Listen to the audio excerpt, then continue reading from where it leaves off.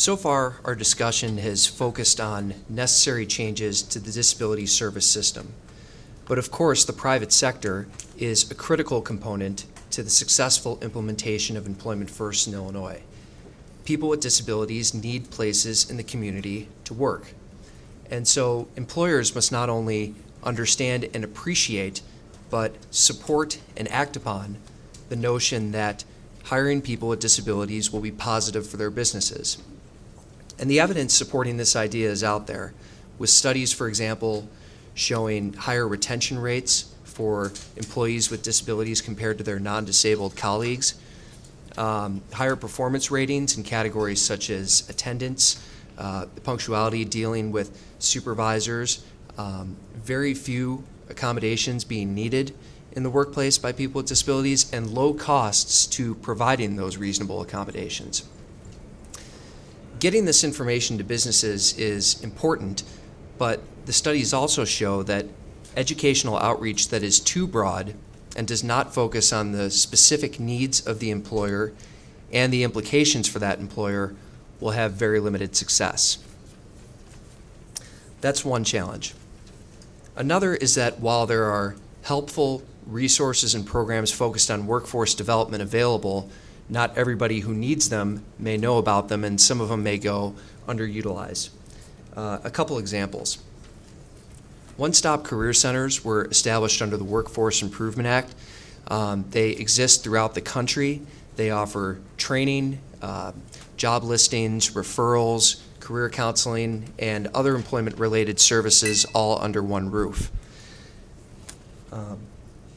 The Workforce Innovation and Opportunity Act, signed by the President into law this July, authorizes one-stop career centers to focus their services on people with disabilities.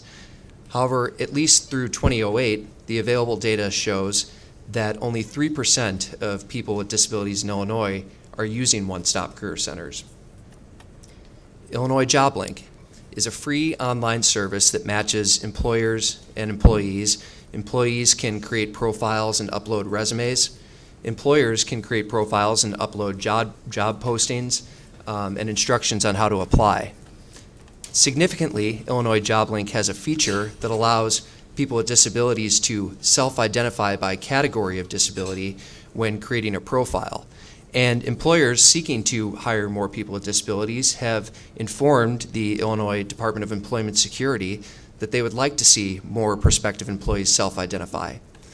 However, when it comes to people with disabilities, Illinois JobLink is less user-friendly, specifically in terms of instructing on how to use the website in order to find employment, and does not refer many programs and resources that would be beneficial to people with disabilities.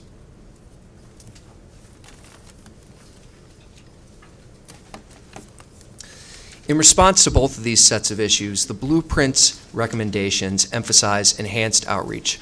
So, for example, Illinois, specifically the Department of Commerce and Economic Opportunity, could focus its outreach to people with disabilities on the existence of the programs I just talked about and how to get the most out of them. I want to spend a little more time talking about employer engagement. As I said, employers must support the notion that hiring people with disabilities will benefit their businesses. And state agency outreach on this point is good. Employers communicating and reinforcing the message to each other, however, can be much more effective. Businesses can seek out businesses similar to themselves. They can find information more specific to themselves and have more confidence in the same information coming from a peer than perhaps from a government agency or advocacy group. Business leadership networks facilitate this sort of communication. A business leadership network is a business-to-business network of businesses that are looking to include more people with disabilities in their workplaces, supply chains, and marketplaces to learn from other businesses on how best to achieve these goals. There are 49 active business leadership networks in 25 states and Washington, D.C. And a business leadership network allows businesses that have had positive experiences hiring people with disabilities to communicate and share those experiences with other employers that may not yet have had the benefit. Recently, the Chicagoland Business Leadership Network relaunched, which is very good news for employment first efforts in Illinois. What Illinois can and should do is encourage the formation of other regional business leadership networks and encourage employers to join one. This is a straightforward opportunity involving employers on which the Division of Rehabilitation Services, the Department of Commerce and Economic Opportunity, and the Department of Employment Security could take the lead. Another is targeted outreach to federal contractors, which likely are especially receptive to assistance these days. Back in March, amended federal regulations from the Department of Labor became effective, setting, among other things, a 7% disability hiring goal for federal contractors. The new rules pursuant to Section 503 of the 1973 Rehabilitation Act, which prohibits federal contractors from discriminating against individuals with disabilities and requires them to take affirmative action steps to recruit, hire, promote, and retain. Federal contractors want guidance on how to meet the goals set by the new regulations.